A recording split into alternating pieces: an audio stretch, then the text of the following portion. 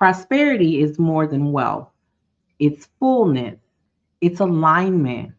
It's the feeling of being supported by life itself. Today's guest helps people across that kind of prosperity from the inside out. Are you guys ready to get into this?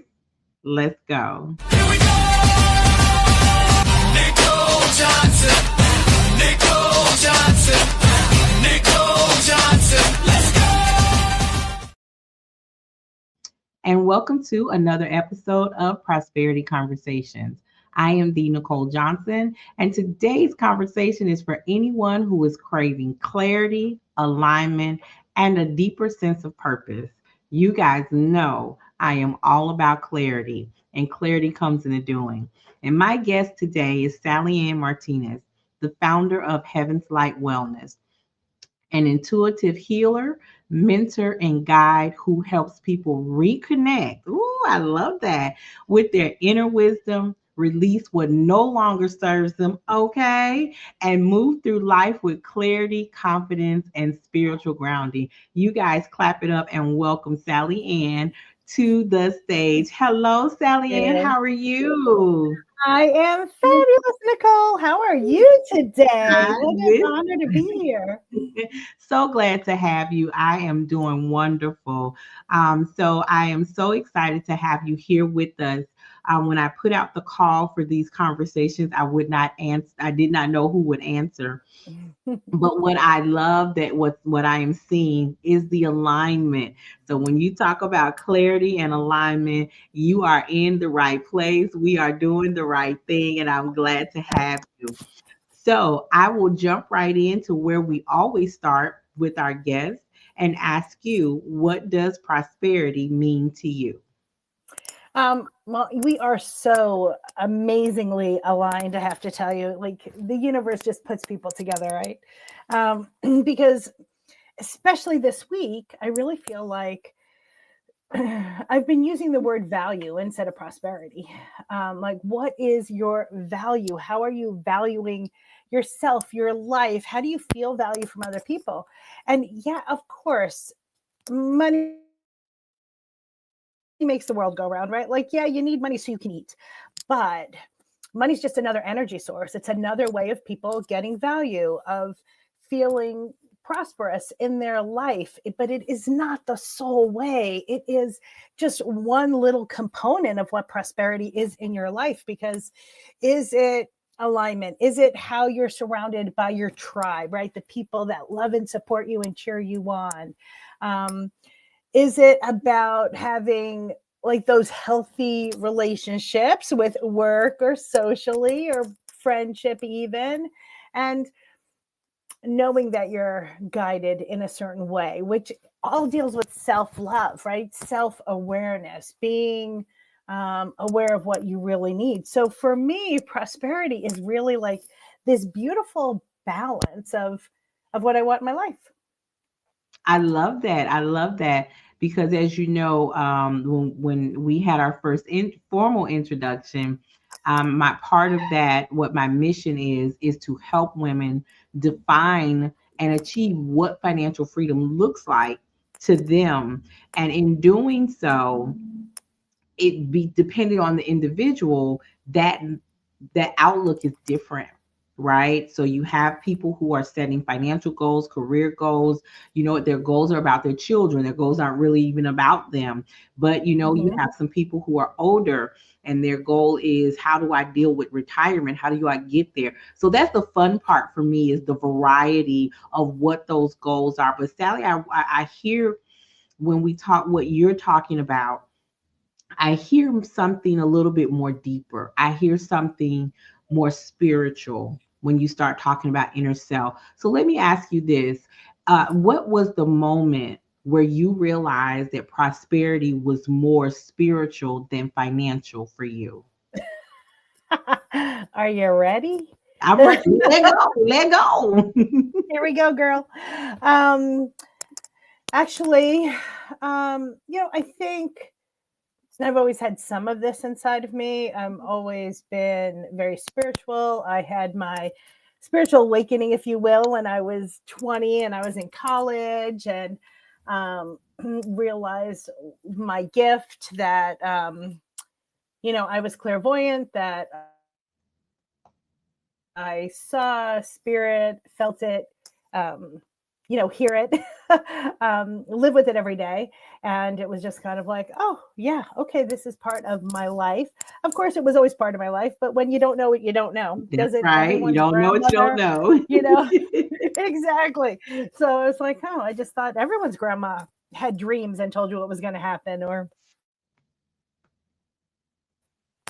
your mother knew who was on the phone before caller ID existed. It's like I just always assumed that's how everybody's life was. So when I had my awakening, I think it put a lot of things in perspective for me. And um, I also realized that I had the power to walk through the doors that presented themselves, which now I clearly understand are lessons that we need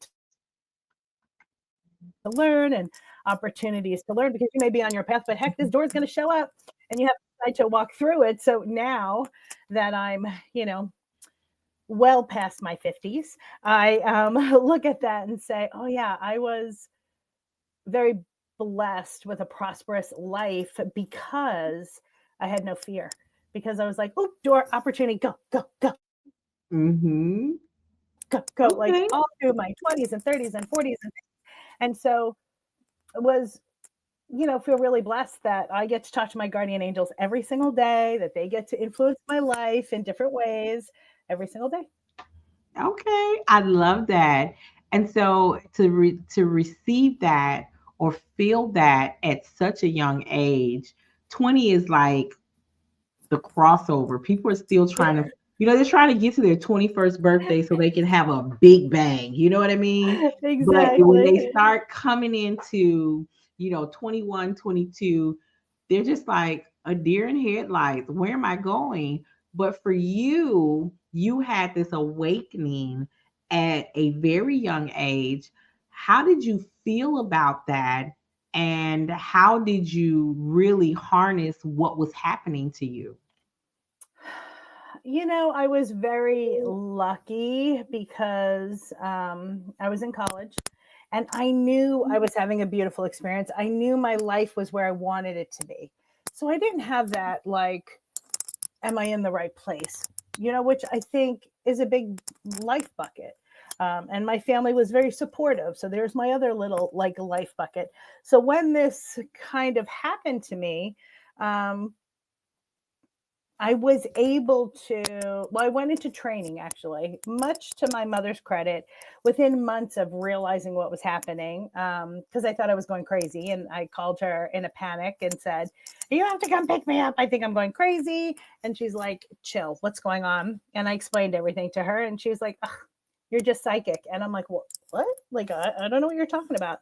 So the really great thing about going into an understanding of using my gift, was well supported.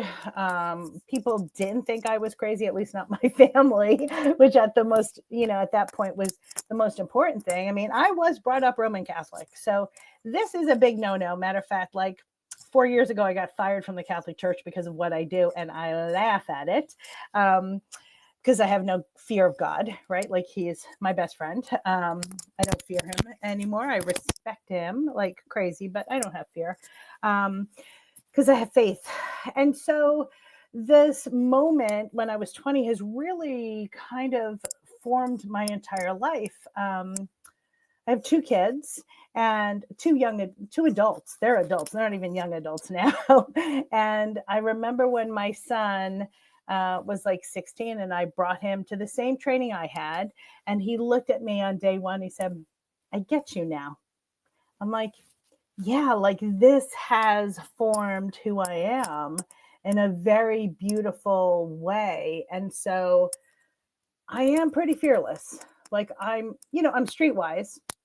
I'm a Brooklyn girl. I'm very streetwise. Like, I'm not gonna, walk into a gunfight. Like, I'm not gonna do that. But I also trust my intuition. So when I walk into a place, I know where I feel safe. I know who I feel safe with. I understand situations because I trust my inner self, my inner guardians to put me on this path. And it really has created or helped me walk through certain doors to create a beautiful life. Um, both, in my multiple careers, I have, been lucky to experience multiple things in this life. And that's amazing. And so, understanding that not a lot of people are going to trust their intuition, right? How do you work with people and guide them or lead them to trust their intuition? I think the number one thing, which I want everyone to know, like really, everyone in the world needs to know, you have permission. You have permission to have your best life. That is not really what's happened the last 10, 15, 20 years, right? A lot of permission to understand what I need, what you need, what the people that are listening, what they feel they need has really been taken away from them. Everybody feels Mm. like they need permission. And that's not the case, right? Like, follow your gut. You're the only one that knows what your body's doing. You're the only one that knows this doesn't feel good to me, or this feels great to me, even though other people say it shouldn't or it doesn't. So I really want people to understand that they have permission to to live their best life. Um, and the other part of that for me specifically is when I have clients and they come in, basically, like Nicole, if we sat in a session, you are giving me permission to talk to your guardian angels. And so when I talk to your guardian angels, I always like to key in. I always ask, what's the name on your birth certificate? And they always show me something I would never know, right? Like, I had one client and I was like, what's with the baby turtles? And she looked at me, she's like, what? I'm like, baby turtles, like, those little aquarium baby turtles? And she's like, I had those when I was like growing up. I'm like, okay, clearly I have your energy, right? Um, this one, this one client just recently, I said, oh, who owned the bakery? And she's like, what?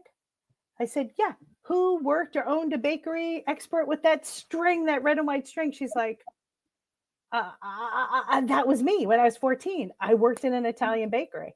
I was like, okay, right. So, and I'm also so cynical, right? Like, we're always cynical of our own gift. So it also confirms to me that I have that person's energy. And then I become the telephone to their guardian angel. So what do you want to ask? How do you want to ask it? There's certain words they use and phrases and things that will come in. And so um, I hate to say like I test them, but I test myself. So I've been doing this over 40 years. I'm in my 60s. And 8 years ago, I left the corporate world to just do this 100% of the time because I needed to. Like, in all transparency, I was let go. Like, I was the vice president of marketing promotions for a huge lifestyle conglomerate, and I knew things were shifting. I was searching, and then all of a sudden, like out of the blue, they're like, "Yeah, we have to let you go." And I remember I looked at my vice president, my executive vice president. I started laughing. I said, "Okay," and they were like, "Wait, what do you mean?" And I was like, "Yeah, no, it's okay. Like, it makes sense. It'll save 3 other people's jobs. Like, this makes sense to me. It's fine." They were shocked that I was not devastated. And I'm like, I felt it. Like, I knew the shift was going to happen. So, and I also said, sometimes I refer to it that like God kicked my butt because he was tired of waiting for me. Because I probably should have started this all on my own, probably 10 years before. At least that's what my besties in college say. But I was on a different prosperity level, right? My prosperity at that time was, how much money could I make? How many people can I influence? How do I climb the corporate ladder? Because so I started the corporate world, New York City, advertising agency, very male dominated. And people that follow me know I'm a little stubborn, right? I take these things as challenges.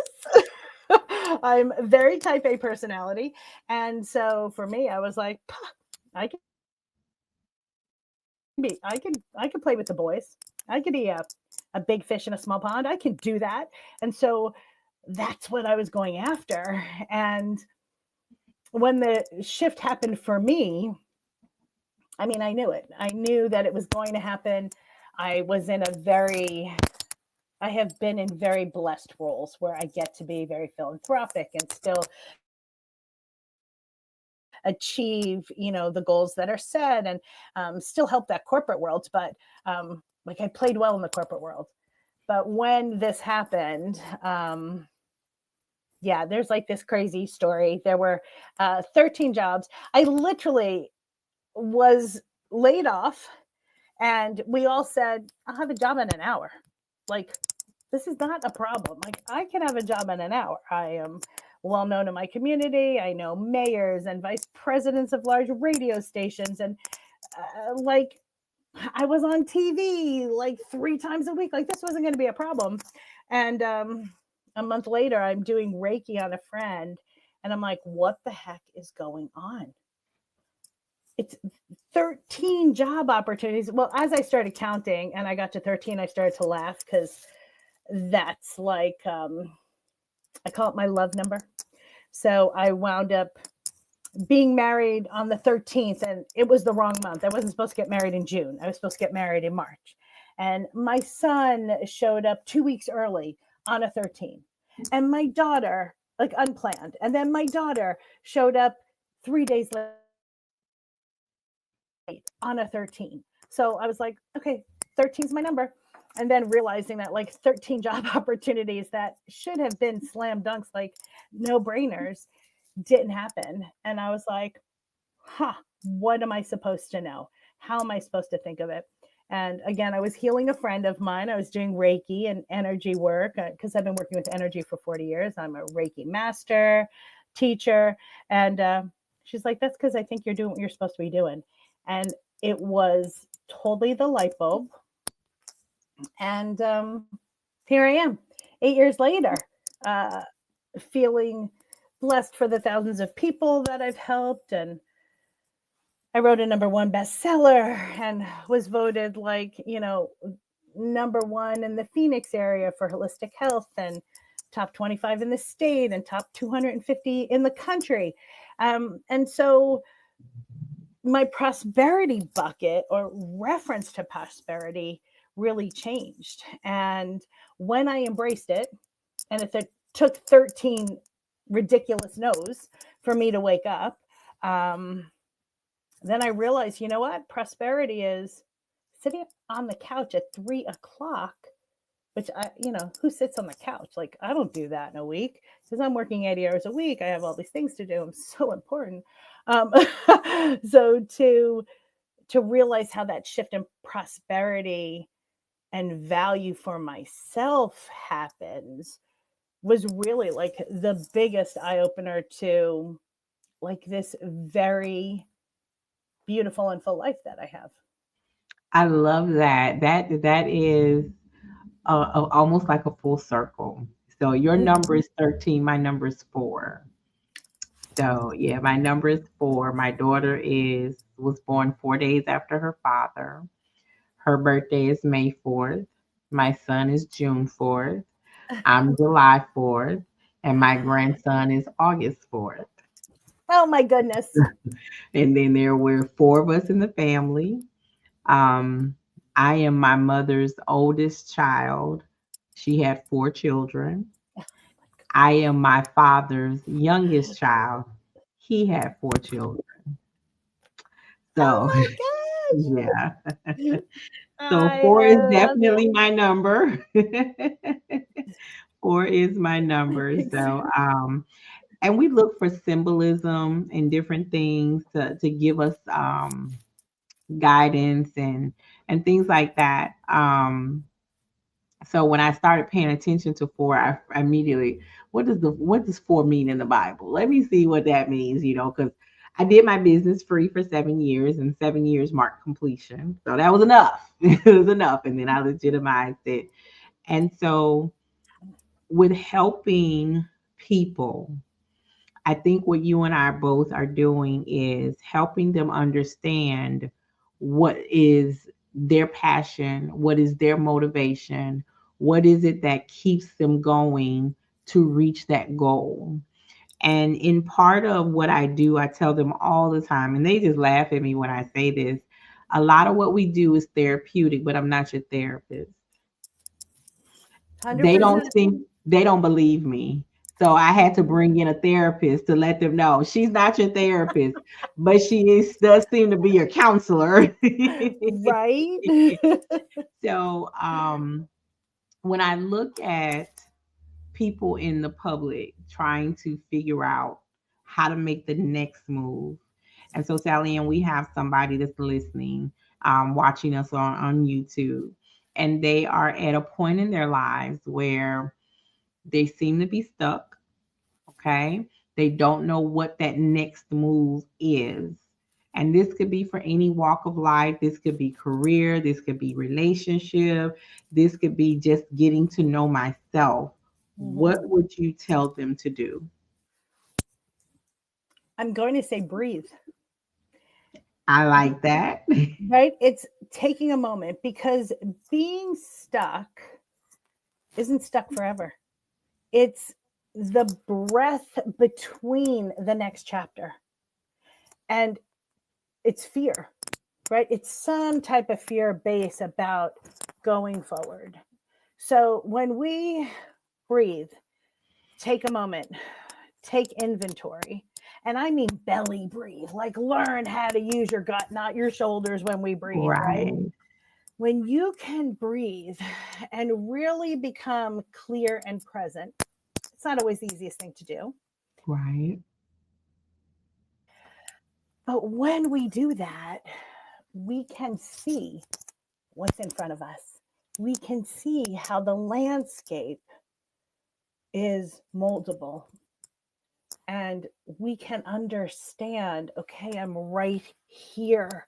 Because I think when people say we feel stuck, and I felt stuck too. I'm not saying the last 8 years I haven't felt stuck, or as a human, I don't feel stuck in moments. But those are when I feel ungrounded. I feel like I have no one. I feel alone, like in an abyss. Um, those moments of unconnection to myself, to my higher power, to my friends, those are my stuck moments, right? And then I realize it's just gum on the chair. Okay, I got it. Throw it away, reprocess. Um, who am I? Who do I want to be? Where is my next step? And then being open to it. So I'll share this funny story. It's a little tiny story. So my son is an amazing vocalist, was considered one of the top 12 voices on Broadway 3 weeks before COVID. COVID comes, everything will shut down for 3 years, blah, blah, blah, right? So he has been talking about getting back into singing and acting and all of those things that he wants to do. I'm like, okay, okay. So he sings at this club, and friends are calling and saying, hey, will you sing at this private party? And he's like, yeah, sure. Yeah, sure. He's at an event, not singing, working, and someone hands him a card, and it's a very prestigious management company. And the next day, he's like, hey, I got this card. And I was like, are you going to listen now? He's like, what? I said, are you listening to the universe yet? Like, breathe, babe. You said you've wanted to do this. Do you see the successes that have been? Do you see the private parties? Do you see? But this guy didn't even hear you sing. You didn't even open your mouth, right? Because as soon as he opens his mouth, people go, holy moly, you can sing. I was like, you didn't even open your mouth. And you got handed a card from a Right. management company that represents 200 acts. Are you breathing yet? Are you taking inventory? Are you understanding that maybe it's just time? And it's funny because he just looked at me like I had 10 heads, and he's like, I didn't look at it like that. I'm like, yeah, well, let's take the next step, right? Like, you have free will. So, like, God gives us free will. Do you want to take the action or not? It's totally up to you. It's not wrong or right. There's no judgment. right? Wrong or right? Do I want to go? So, it's interesting. Life is And it so is, and interesting. we have to be able to look at opportunities when they present themselves and not allow fear to keep us stuck. But and I also tell people that there is magic in starting over. There is 100%. definitely magic in starting over, because when you start over, you're starting over with the knowledge you gained from the first time you did it. So when you did it, you learned something, and then you start over and you have knowledge that you didn't have. Just like people say, oh, if you could go back to your 16-year-old self, can I know what I know today? Don't Right? send me back. Don't send me back with the same stupidity she had when I had when I was 16. No, I don't want to go back there. No. But if I can Amen. go back knowing what I know today, oh baby, move over, Oprah. I'm coming in with you. Right? So it is. And Exactly. so Sally, I thank you. Alrighty. The prosperity conversations have been a wonderful experience for me. The alignment with the people who have answered the call to be a part of this experience and to give our community something else to focus on outside of the trauma that exists in our world. And that is the design. I'm going to touch on this a little bit because I normally don't. There's something about these conversations. We stay away from politics, we stay away from religion, okay? But I have always believed that if I had to just rely on me, I'd be in big trouble. There absolutely has to be a man upstairs. There has to be somebody else, because as the old gospel song says, as I look back over my life and I think things over, when I see the things that have happened, the things that I've been rescued from, the things that the sight unseen, right? And then when I think about, wait a minute, I was there too. That happened then. I didn't even know. And other people had severe trauma that came out of those experiences. You know, when I think about the man who followed me home from school, I told that story once before. Something said cross the street. Okay, cross the street. But as I look back this way, I see him crossing the street with me. And when I cross back, he crossed back. Because, see, I got to keep looking this way for the traffic. I'm not looking for him, I'm looking for the cars.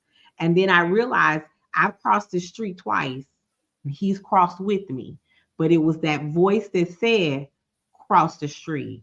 See, the danger ahead is the building that I lived in, and the people on the first floor had a second floor. So the stairwell was blocked out, bricked out. You get Oh. caught there, don't nobody hear you. Mm-hmm. And I walked the stairs. We didn't catch the elevator. Mm. So imagine, had I not paid attention, there's no telling, right? And so Right. I don't have to go through that because the man upstairs is looking out for me. I, Yep. I told somebody today, I said, I have a habit of telling people, he loved me, he didn't like you. You talk about your own relationship with him. I got mine, you got yours. But Sally, thank Exactly. you so much. I appreciate you being here. I appreciate you answering the call. And I look forward to being able to do something else with you in the future. And I hope our audiences have had a great experience understanding what Sally Ann from Heaven's Light Wellness does. And you guys do make sure you go over to her beautiful website, take a look around, and then follow her on Facebook right there. Catch up with her and make sure you're staying in tune with what she's doing. And so, as I always say, prosperity is not something you chase, it is definitely something that you choose. I am your host, the Nicole Johnson. This has been another episode of Prosperity Conversations. As I always say, till next time. Bye.